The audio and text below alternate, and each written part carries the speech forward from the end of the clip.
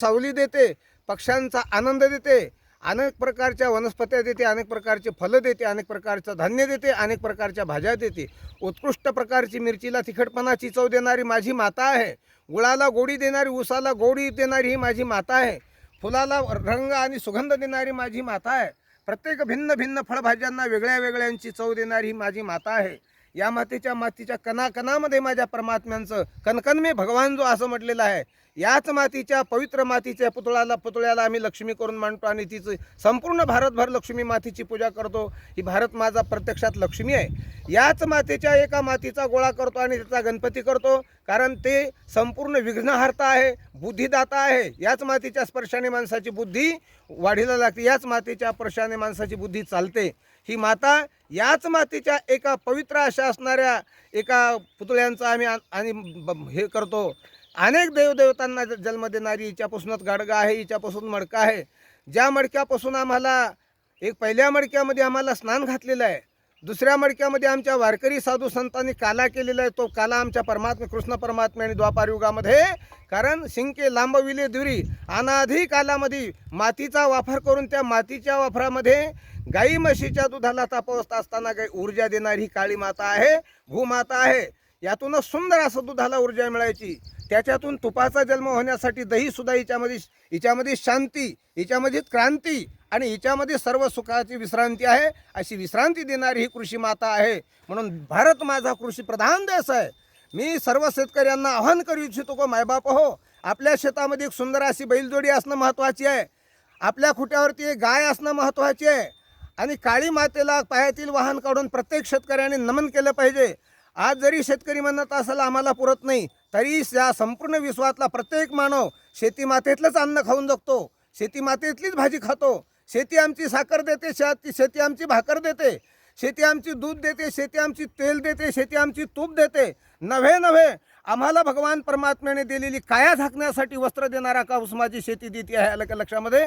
नव्हे कोणाला हवेली असेल, ज्ञानोबाराय म्हणतात देखोनी लोकांचे धवळारे, काय ते जावी आपले तनारे.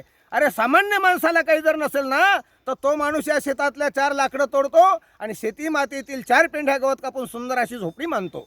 अनेक युगायुगापर्यंत झोपड्यांची, आजही झोपड्यांची मोठी किंमत आहे. माझे साधू संत, मठाधिपती साधू संत, आखाड्यातील साधू संत जे कुंभामध्ये स्नान करतात आणि आजच्या स्नानातून संपूर्ण भारतीयांना आशीर्वाद देतात की तुम्ही कोरोनासारख्या महाबिमारीतून मुक्त व्हाल आणि मुक्त होऊन महाराज जीवनभर चांगले आनंदानं जगाल, संपूर्ण जग आनंदाने जगावं हीच भगवंताला शुभेच्छा करतो. आणि शेतकरी मायबापांना शेतीवरती अजिबात नाराज न होता, शेती आपली माय आहे, शेती आपली दैवता आहे. नव्हे आम्ही शेतीचे दास आहो, म्हणून शेतीची दास. आणि बैलासारखा देव ज्या बैलाने संपूर्ण जगाचं वजन आपल्या खांद्यावर घेतलेलं आहे, त्याच्या पायामध्ये चप्पल नाही, बूट नाही, त्याला हिवामध्ये आपण उघड्यावर बांधतो, उन्हामध्ये उघड्यावर बांधतो, भर उन्हात. आता 1 वाजतो तरी माझी बैलाची जोडी सुंदर अशा प्रकारची अवताला चालते. मला का झुपले याची तक्रार करत नाही. वळलं खाणारी, शिळा खाणारी नाही, त्या वेळेला महाराज पाणी पाजलं एक तहान भूक राखून राहणारी ही जात.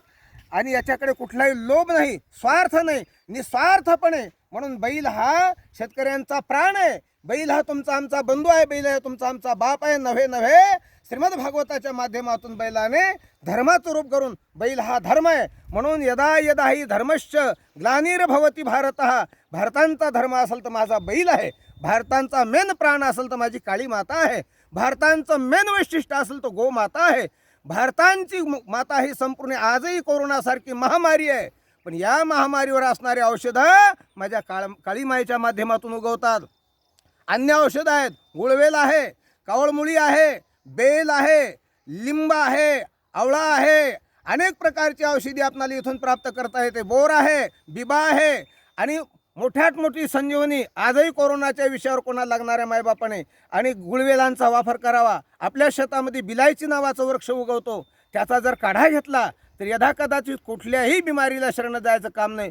रुचकीसारखा महावृक्ष जी फुलं देवांना पूजनीय आहेत, संतांना पूजनीय आहेत, अशी ती वनस्पती आहे. आणि याच्यावर संपूर्ण जगाची आणि 2 टाईमची उदरपुटी होते. इथेच विश्रांती घेतो, हिच्यावरच चालतो, हिच्यावरच बोलतो.